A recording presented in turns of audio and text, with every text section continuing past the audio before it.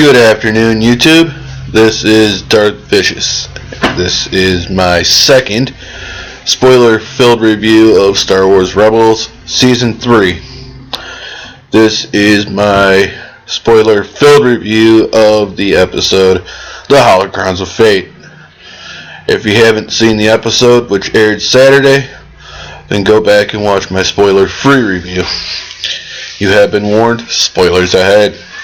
If you have watched the episode, then let's talk spoilers. After watching this episode a second time, I loved it so much more. The acting in this episode was absolutely incredible. Freddie Prinze Jr., Sam Witwer, Taylor Gray, and the rest of the cast was absolutely awesome in this match, or in this episode rather.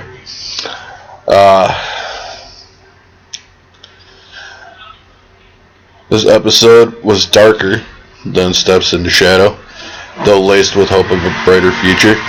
This episode whet my appetite so much more for the rest of Season 3, more so than Steps into Shadow did.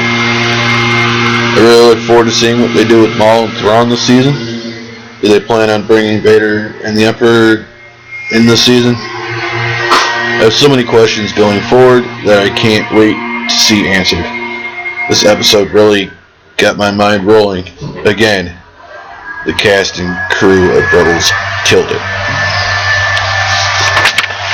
Start with my pros, and there are spoilers in this section, so seeing Maul in this episode, Maul's introduction as Red Blades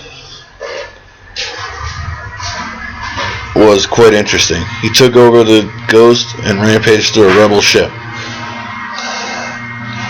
His greatest line was, "I betrayed your friends," referring to taking over the Ghost crew, or over the Ghost rather. All he wanted in the end was the Sith and Jedi Holocrons. The Bendu in this episode was incredible. He warned Ezra and Kanan of the danger of combining the Sith and Jedi Holocrons.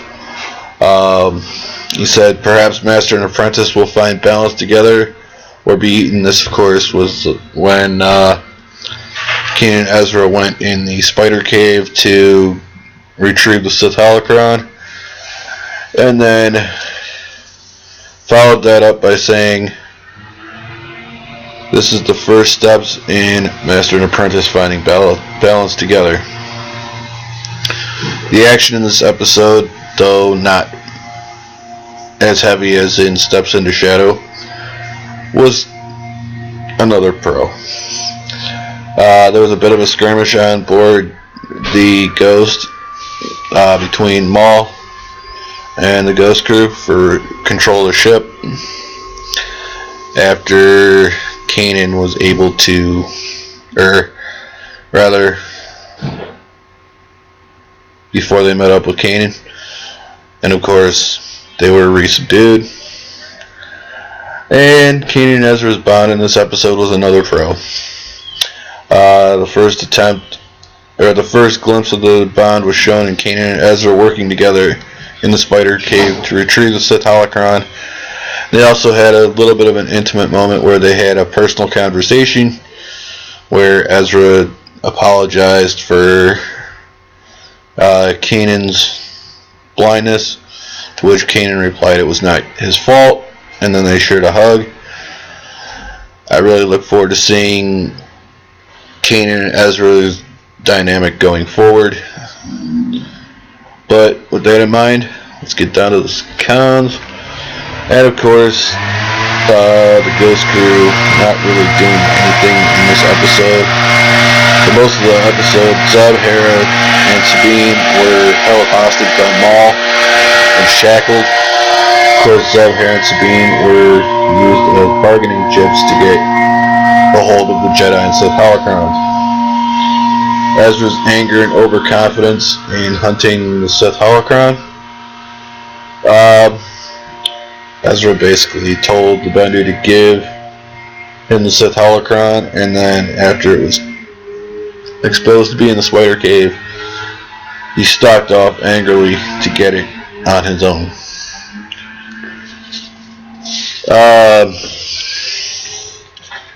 The misinformation about the Holocrons in this episode. Benji said that the Holocrons are more than libraries of knowledge. That they contain the ability to show the opener any secret they really wanted. And of course that when Holocrons are opened, they can grant the openers any secret they want, especially when they are combined. Maul being a manipulative prick and targeting Kanan. This was my biggest one. And of course, Maul threatened to kill Zeb, Sabine, and Hera to get Kanan and Ezra to get the Sith Holocron. Maul used the Force to extract information about the Jedi Holocron from Hera's mind. He also exposed Kanan's real name, Caleb Doom.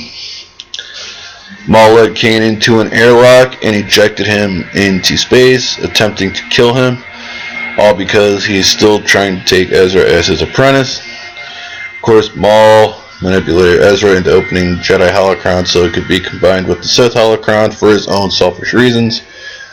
Revenge against Obi-Wan Kenobi. With that in mind,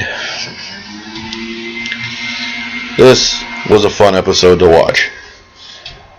Again, the pros and cons canceled each other out. There was a good balance in good and bad. When cons outweigh the pros, the episode is not really as good.